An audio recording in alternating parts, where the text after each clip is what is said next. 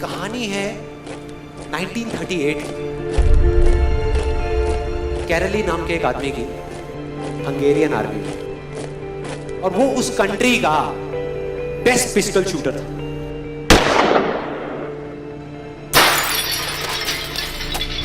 जितनी भी national championships हुई थी उस कंट्री में, उसको वो जीत चुका था।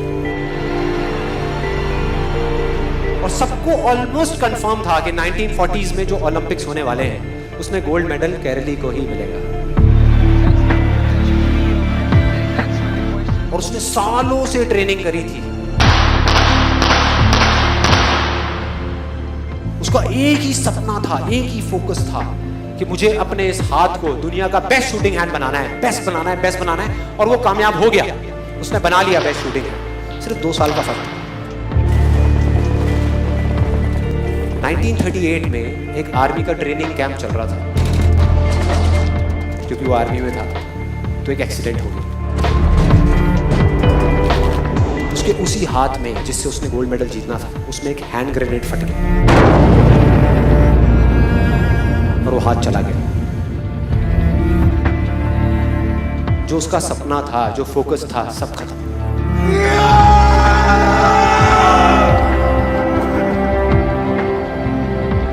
उसके पास 2 रास्ते थे। एक तो ये कि वो बाकी की पूरी जिंदगी रोता रहे और कहीं जा करके छुप जाए, या अपना जो गोल था जिस पे उसने फोकस किया हुआ था उसको पकड़ करके रखे। तो उसने फोकस किया उस पे नहीं जो चला गया था, जो उसके पास नहीं था। उसने फोकस किया उस पे जो उसके पास था।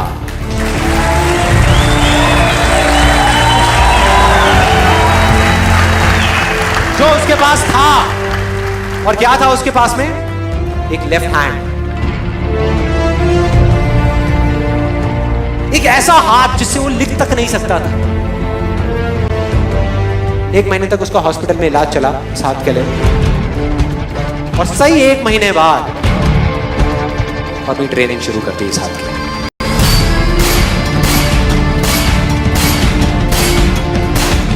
ट्रेनिंग के 1 साल बाद, मतलब कि 1939 में वो वापस आया।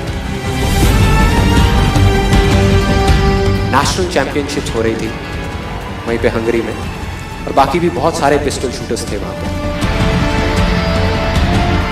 उन्होंने जा करके उसको कांग्रेचुलेट किया, कहा कि यार देखो, ये होता है जज्बा, ये होती है स्पोर्ट्समैन स्पिरिट, कि इतना सब कुछ होने के बाद भी तुम यहां पर आए हो हमको देखने के लिए और हमारा हौसला बढ़ाने के लिए।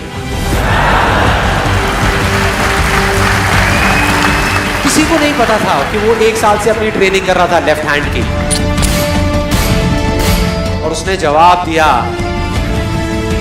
मैं यहां पर तुम्हारा हौसला बढ़ाने नहीं आया, तुम्हारे साथ कॉम्पीट करने आया हूं, तुमसे लड़ने आया हूं, तैयार हो जाओ। और कंपटीशन हुआ। बाकी सब वहां पर जितने भी लोग थे वो कॉम्पीट कर रहे थे अपने बेस्ट हैंड से। ये कॉम्पीट कर रहा था अपने ओनली हैंड से, ओनली हैंड से। कौन जीता? The man with the only hand, केरली जीत गया। लेकिन वो यहां नहीं रुका।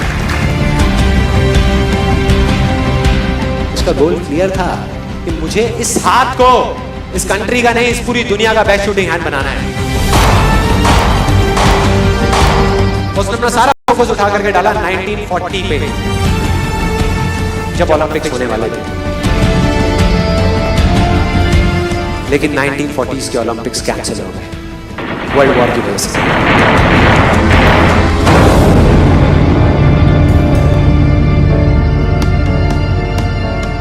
उसने अपना सारा फोकस उठा करके कहां डाल दिया? 1944 में जो ओलंपिक्स होने वाले थे उसके ऊपर।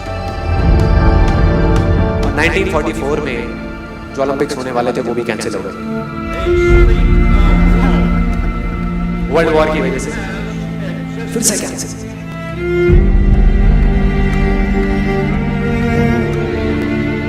उसने अपना सारा फोकस उठा करके डाल दिया 1948 के ओलंपिक्स में। 1938 में उसकी एज थी 28 साल, 1948 में उसकी एज हो चुकी थी 38 इयर्स।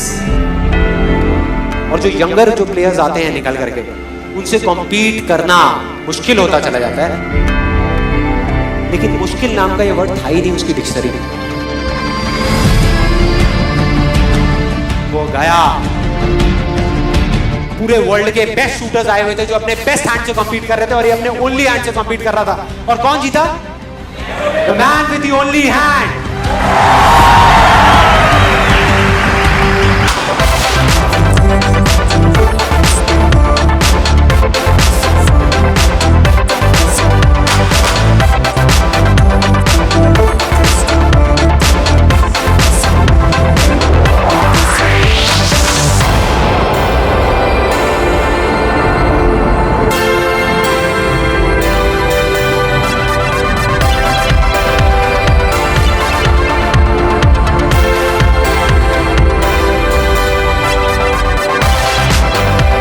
में उससे पहले किसी भी एथलीट ने लगातार 2 गोल्ड मेडल्स नहीं जीते।